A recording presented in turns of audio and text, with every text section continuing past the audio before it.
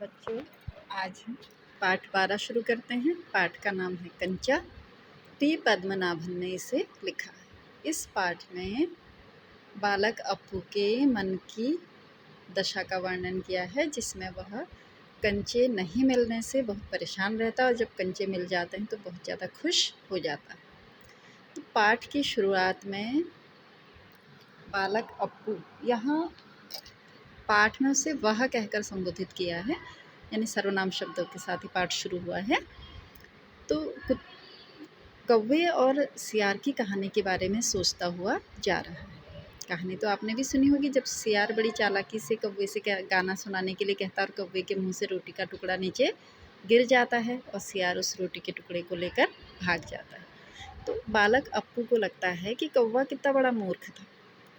उसके बारे में सोचते हुए जब वह जा रहा है तो उसे दुकान पर एक शीशे के जार में रखे हुए कंचे दिखते हैं। दुकान में बहुत सारी चीज़ें रखी हैं, पर उसका ध्यान खींचती हैं वो कंचे वाली शीशी या कंचे वाला जार। वो एकटक उसे देखे रहता है और उन कंचों को देख कर, कंचे आपने भी देखे होंगे कैसे रंग बिरंगे कंचे होते हैं, उसमें हरी हरी धारियाँ होती है, कांच से बने होते हैं ना, बच्चे खेलते हैं कंचों से। तो उसे वो कंचों की दुनिया में खो जाता है। उसे ऐसा लगता है कि वो कंचे जो हैं धीरे धीरे बड़े हो रहे हैं और वो उन कंचों के बीच में चला गया है और उन कंचों के साथ वह खेल रहा है। यहाँ पर उसे ध्यान आता है कि वह कंचों से अकेले खेल रहा है। अकेले क्यों खेल रहा है? क्योंकि उसका ऐसा कोई साथी नहीं था। उसकी एक बहन है जो मर चुकी है और अभी कोई दोस्त भी उसके साथ खेलने के लिए नहीं है। तभी दुकानदार उसे टोकता है कि ऐसे क्या देख रहा है। उसे डर है कि कहीं उसके कांच का जार टूट न जाए। और अप्पू जो है अपने स्कूल की घंटी की आवाज़ सुन के वहाँ से तेज़ी से स्कूल की तरफ को चलता है। स्कूल में जब वो पहुँचता है तो सारे बच्चे आ चुके होते हैं और वह पीछे की बेंच पर बैठ जाता है, क्योंकि बहुत देर से पहुँचा है तो पहले आने वाले बच्चे आगे की सीट पर बैठ चुके हैं। तो वह जॉर्ज को ढूंढता है जो बहुत अच्छे कंचे खेलता है, पर जॉर्ज स्कूल में नहीं आया है, वह बीमार है ऐसा उसे पता चलता है अपने साथियों से। उसके बाद उसका ध्यान जाता है कि मास्टर जी क्या पढ़ा रहे हैं इस बात पर उसका ज़्यादा ध्यान तो उन कंचों में ही था। ठीक है, तो मास्टर जी रेलगाड़ी के बारे में पढ़ा रहे थे। उस दिन का पाठ किस पर आधारित था? रेलगाड़ी पर था और अप्पू इस पाठ को पहले ही घर में पढ़ चुका था। तो मास्टर जी पाठ में पढ़ा रहे हैं कि रेलगाड़ी कैसे भाप के इंजन से चलती है। बहुत पुरानी कहानी है ना, तब रेल जो है वो भाप से चलती थी।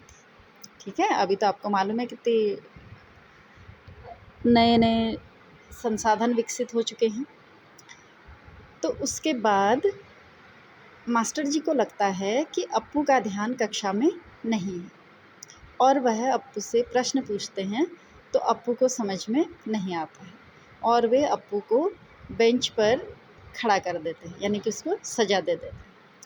अब उसके बाद भी अप्पू का पूरा ध्यान जो है वो कंचों पर ही रहता है और मास्टर जी के पढ़ाए हुए पाठ पर उसका कोई ध्यान नहीं रहता है। तभी चपरासी आकर बताता है कि प्रधानाचार्य को फ़ीस जमा करनी है। अप्पू के पास भी फ़ीस के पैसे और वह उस लाइन में जाके खड़ा हो जाता है जहाँ पर बच्चे फ़ीस जमा करने के लिए खड़े हुए थे।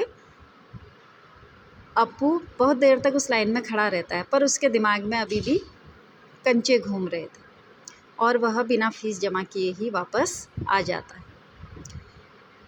अब अप्पू आता है सीधे उस दुकानदार के पास जहाँ कंचे बिक रहे थे और वह फ़ीस के पूरे पैसे देकर कंचे खरीद लेता है।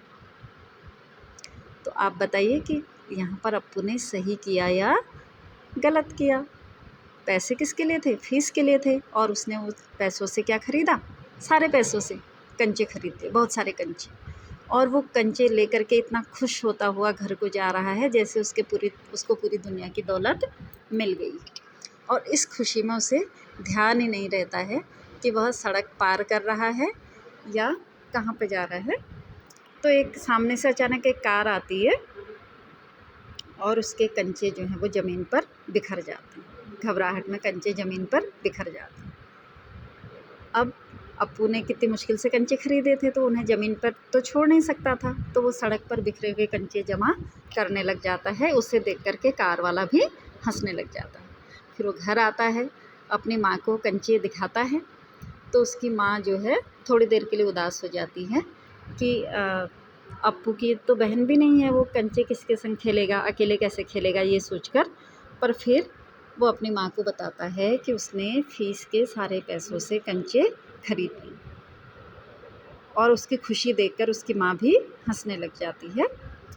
तो यह पाठ हमें जो है ये बताता है कि बच्चे जो हैं जिन छोटी-छोटी चीज़ों से खुश होने लग जाते हैं, तो हमें भी बच्चों की खुशी का ध्यान रखना चाहिए। बच्चों को भी माता-पिता की खुशी का ध्यान